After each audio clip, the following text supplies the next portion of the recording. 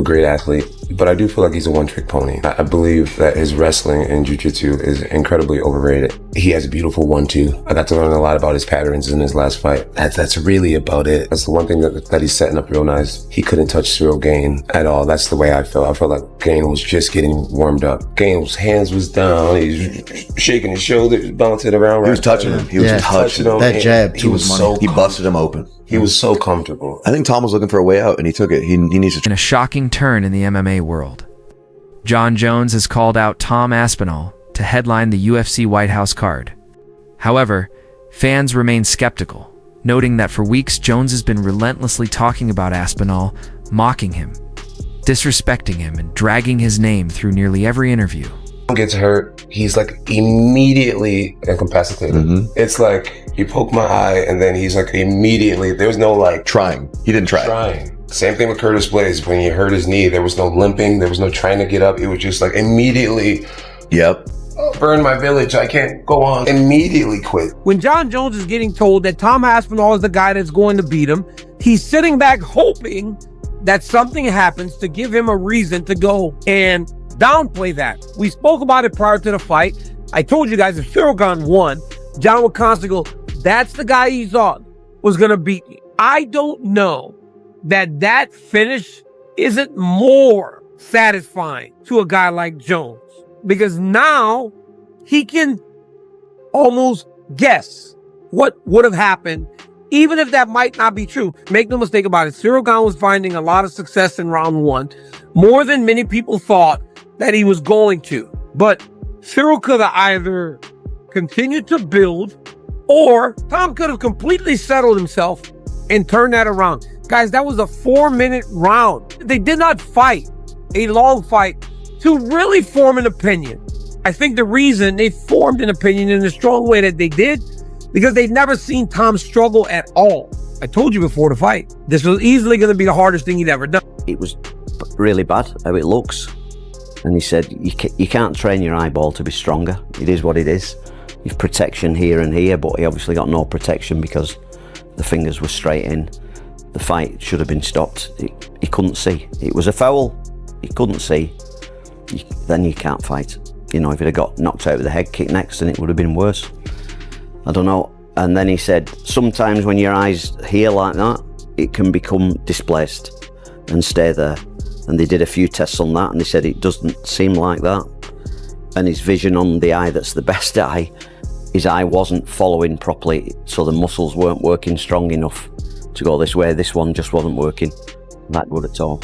So we've got to have additional tests further this week, and Moyes is sorting the tests out for us, and he's got to have a CT scan. It was a significant eye poke. It wasn't like a little scratch. Yeah. It was, they went in. They were proper eye pokes, and Tom clearly was in a lot of pain. There's people saying online, well, he was saying multiple times, I can't see. If he wanted to continue, he shouldn't be saying that. The reality is, if he can't see, tell the truth. If you can't see, you're allowed to say you can't see. People might point to me and say, well, you fought with one eye. Yeah, that was a secret because I shouldn't have been fighting. You know, Tom is the champion of the world. He doesn't want to go out there when his vision is impaired or vision is massively affected and potentially lose a fight that was shaping up to be a difficult fight. Cyril Gane was on point tonight. He was looking good. We saw the damage on Tom's face. This was not an easy fight by any stretch of the imagination. He didn't want to continue his vision damaged or not being able to see. So I don't blame him. The crowd were upset. I get that. They were frustrated. They've flown in from other countries. They've spent a lot of money. They've bought tickets, and the fight ends like that. I don't think the frustration was on Tom. I think the crowd was just... The MMA community is now left questioning what's truly unfolding as Jon Jones continues his relentless focus on Tom Aspinall, following Aspinall's controversial no-contest fight against Cyril Gane due to an eye poke. Jones has gone all in, showing up to a live event wearing an eye patch, mocking Aspinall on social media, and repeatedly slandering him in interviews. You have to see if he wins his next fight. Cyril Gane was supposedly. There's a video that hasn't gone viral, but one of his losses, he was very much an adult. I believe already a black belt, and he was taken down and the guy twisted his ankle. He had no defense. He tapped so quickly. There was no, I had a fight where I got arm barred and I was literally willing to let somebody break my arm before giving up. Vitor Belfort with Tom. the moment he felt any pressure on his ankle, he tapped immediately, which lets me know a lot about him. I love Tom. I'm a big believer in Tom. But there are some holes in his game if you watch enough fighting. Even though he's starching everybody, he's not starching elite level guys. He's beating and demolishing guys that are offered to him, but the heavyweight division has never been weaker. So you're basically the king of the mediocre heavyweight division. But again, not his fault. But with saying that, it goes to show that Tom does have some issues in his game that at a certain level will get exposed. So if you bring up Tom's record, my issue for Tom is, so Tom's one of the most athletic. Gon might be the only more athletic heavyweight in the division, but Tom's fucking right up there. So Tom's big, he's fast, he's athletic. He has jiu-jitsu as far as we know. We had to take that with a grain of salt, even though he grew up in diapers in his jiu-jitsu gym. His dad was a jiu-jitsu owner. This isn't a knock on England, but it's going to be different. It's just different over there. Wrestling credentials, it's just different over there. They're not the same level as other parts of the world. So Tom's thing, right, is he's basically a knockout artist. In the UFC, Andy Aspinall was in the hospital with Tom and saying, I think it would be useful to analyse the people who do it and get away with it in the fight, win the fight, and everybody forget that they're going to get poked in the eye. And I just think it's unfair. I feel like this going forward, as soon as someone gets poked in the eye, accident or not, it's a point deduction. Doesn't need to be a disqualification, but they need to be losing something on the scorecard. Jim Miller fought at UFC 100, 200, and 300, and he said, unfortunately, we are probably going to see someone lose an eye in the octagon. And then also on top of that, it was knuckle deep. He was 2 fingers deep into Tom's eyes. I could understand the booing a bit. They paid a lot of money for these tickets, have traveled many hours to get there. But anyone that's saying he was looking for a way out, you kind of ask shit. Matter of fact, he was poked in both eyes. Now, I don't believe Surreal did that on purpose. So I also can't or am not mad at Surreal, but I am mad. I'm looking for somebody to blame, but I don't quite know who to blame. Now, before we get to that, okay, there was a pretty interesting fight going on. The story going into this fight is Tom has the power to just go knock him out.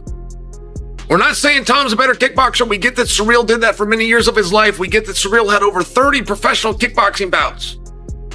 But Tom, a little younger, a little bigger, shown to have a little bit better power if you just want to look at results, and has the ability to knock him out. However, if Tom tests that and doesn't knock him out, he'll just take him down and beat him up.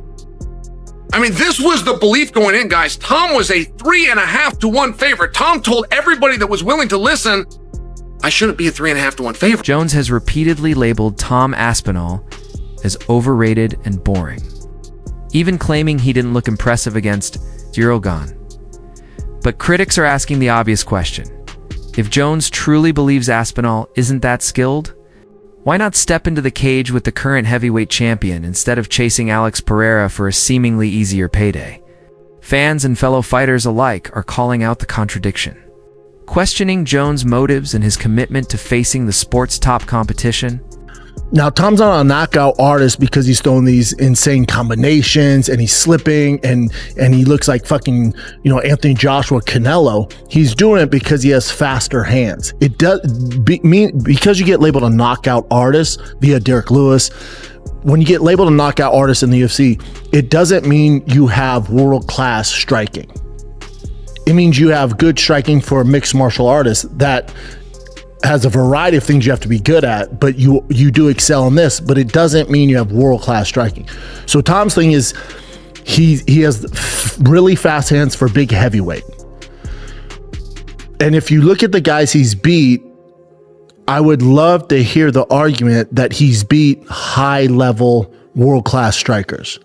Which one of the guys that he beat would you label, if you're listening to this on your way to work or if you're watching this, if you have a knowledge on mixed martial arts and just striking in general, whether it's kickboxing, boxing, Muay Thai, which one of his opponents would you say was world? Are you interested in Tom at this point? Is he in your thoughts as well?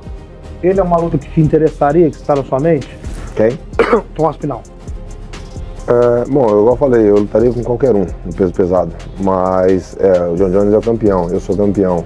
Se fosse o Tom Aspinall, é óbvio que eu iria lutar com ele.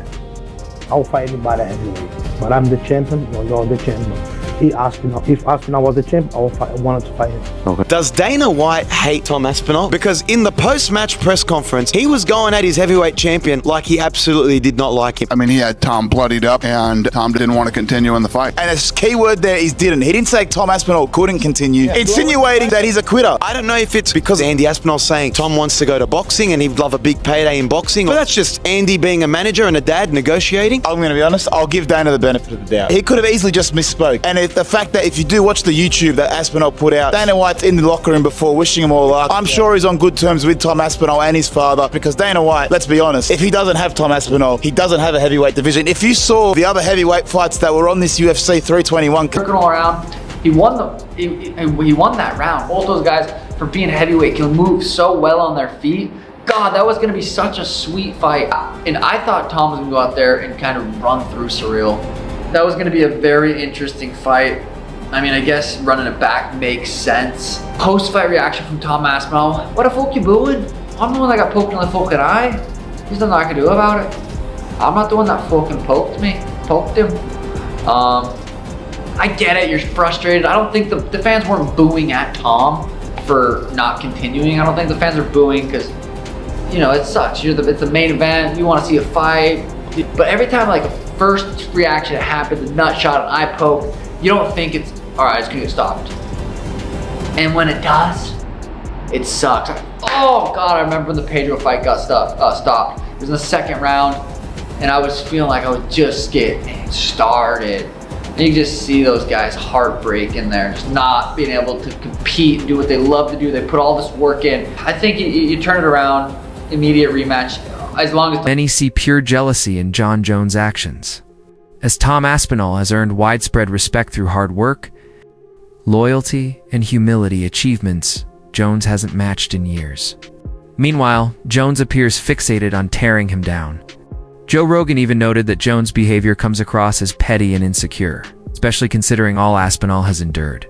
A year-long wait. Injuries, past disrespect, and now this relentless focus. The irony is striking, as Jones was also the one who delayed Aspinall's career progression, refusing to fight him when the division needed it most. A couple of them. First and foremost, are you retired? I am not retired. I'm actively training 5 days a week, and I'm in the UFC's drug testing pool. Great. And what's the status of the fight at the White House? I don't really know. It's kind of out of my control right now. I'm training for the event. I'll be ready for the event. That's my goal. That's my intention. But ultimately, it's up to the boss. Jon, in my opinion, if you look at his body of work over the last 15 years, he's like as close as you can get to perfection as possible. He's like 37, 38 years old, but not only that, he's got 1 million miles on the clock. So he's got a lot of damage on the body. He's took a lot of shots to the head. And that's not me saying anything negative about it. That's the reality of it. And I'm sure Jon Jones is aware of that. And he's fighting one of the most concussive punchers in UFC history. And I just think I can exploit it. Like, I think to get out the way of me for 25 minutes at this point in his career without getting hit once, and that's all I need is just one, I think that's going to be very difficult for anybody. I bet if he's weighing 215, he would fight Tom Aspinall better than him weighing 245 pounds. In his 205 frame, he could fight Tom Aspinall better than he'd fight him at that 250 because that's not his weight class. While he didn't last long with Cyril, he didn't look as fast. He carried more weight. Cyril just did some weird stuff. And Jon, you don't make mistakes. Now that Tom Aspinall is injured, Jon Jones suddenly finds his confidence, calling for a fight he never wanted when it truly mattered. The MMA community sees through it, arguing Jones isn't targeting Aspinall to compete, but to damage his image, and they insist that headlining the White House event should only be for one. Man, the heavyweight champion himself